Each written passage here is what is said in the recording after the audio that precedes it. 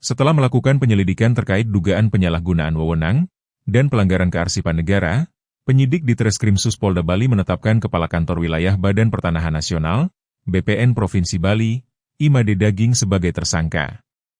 Menurut sumber, Made Daging ditetapkan sebagai tersangka pada 11 Desember 2025.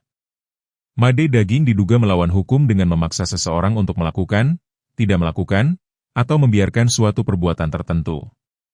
Penyidik juga menjerat tersangka dengan dugaan pelanggaran di bidang kearsipan. Penyidik menjerat tersangka Made Daging dengan pasal 421, Kitab Undang-Undang Hukum Pidana, tentang penyalahgunaan wewenang oleh pejabat, dan atau pasal 83 Undang-Undang Republik Indonesia, nomor 43 tahun 2009 tentang kearsipan. Surat penetapan tersangka tersebut ditandatangani oleh Direktur Reserse Kriminal Khusus Polda Bali, Kombes Pol Teguh Widodo. Kertanegara, Bali Post.